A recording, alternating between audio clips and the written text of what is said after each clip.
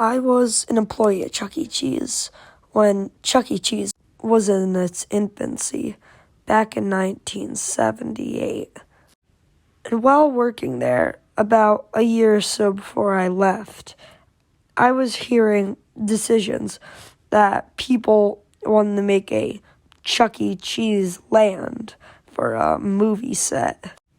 I don't think the movie ever came a full round, but I wanted to check if there was still any set that I could visit for my new book, showing abandoned old things. So one day, I decided to go there. I had known that the set existed because of my friend Jimmy, who told me, and he also told me where it was so I could go. Anyways, I started the journey by driving to somewhere in Ohio, driving through a little old fishing town until I got to the location, that is, what was left of it.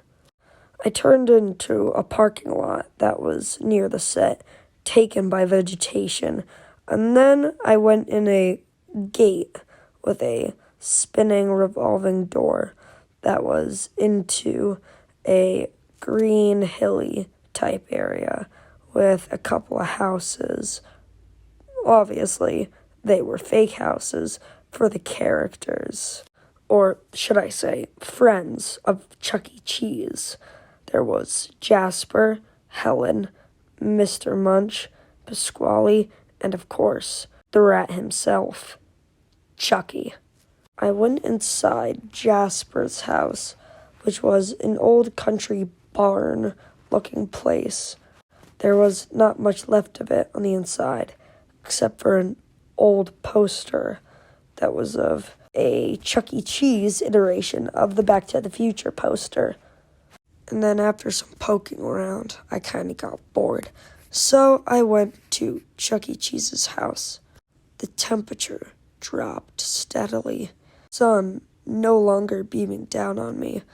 It was night, but the temperature had really dropped when I went into Chucky's house. One of the walls was missing, probably where the cameras would go. There was a table and a few chairs for, I guess, a dining room. But then there was a closet, slightly open. Darkness filled the room. There was no sunlight coming out, so the closet, darkness, kind of looked like an empty void. That is, until the door moved. "Hello? Who's there?" I shouted, to no response. I figured that it was probably just the wind or the drop in temperature that had caused the door to be opened a little bit more. That's until I heard a strange noise coming from the room. That's when Chuck E. Cheese lunged out of the closet. I was in complete disbelief until the 400-pound body of metal came slamming into mine. I quickly got up and tried to run away, but the rat clenched onto my leg. Its grip so tight I let out a yell in pain. Then the rat's beady, old, dead eyes looked directly at mine as he opened his mouth. A row of sharp mechanical teeth was revealed. It tried to chomp down on my leg, but I quickly moved it and ran for the gate. The rat chased me, or from what I could hear, the mechanical thuds behind me. I ran so fast, past the gate, into my car.